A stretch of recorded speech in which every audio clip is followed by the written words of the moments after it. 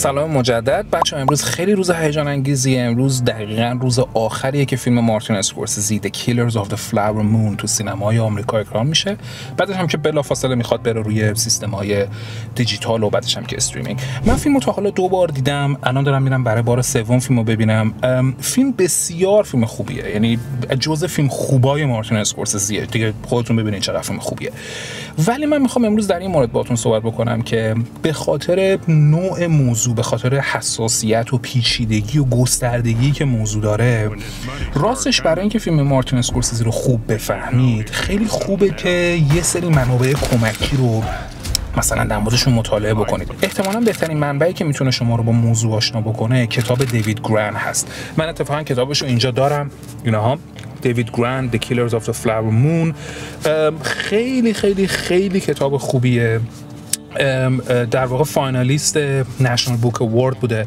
من خودم این کتاب رو خوندم و واقعا میتونم بهتون بگم که یکی از واقعا بهترین کتابایی که من تو زندگی می‌خوندم. نکته‌ای که در مورد این کتاب وجود داره و شاید به این خاطره که این کتاب انقدر کتاب مهمیه اینه که با وجود اینکه کتاب اینوستیگیتینگ ریپورتینگ، یعنی گزارش میکنه که آره در فلان تاریخ در فلان مکان فلان اتفاق افتاد، فلانی هم این کارو کرد، ولی انقدر این توضیحات رو خوب میده، با توی کانتکست توضیح میده، کاراکترها رو پردازش میکنه، کاراکترها رو هیومنایز میکنه برات که دقیقاً تو عین یه رمان کتاب رو میخونی و به اندازه یک رمان کتاب برات جالبه.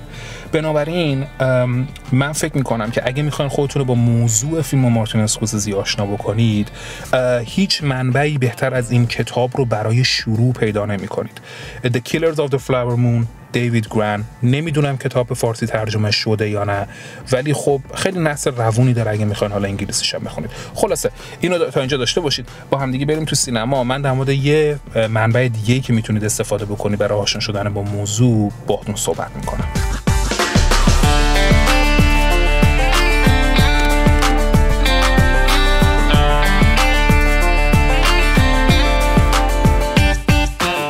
من رسیدم به سینمارک، یکی از سینماهای چین آمریکاست، یکی از سینماهای خیلی خوب آمریکا هم هستش.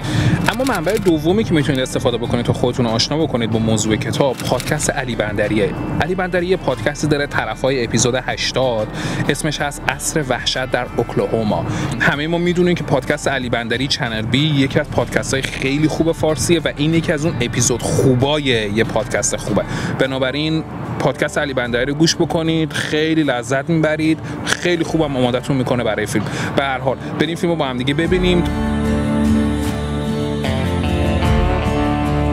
We filmed it in Oklahoma, where we worked very closely with the Osage community and the Osage leaders, and a cast and crew deeply committed to telling this powerful, authentic way.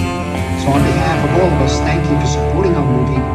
We're honored to share Killers of the Flower Moon with you.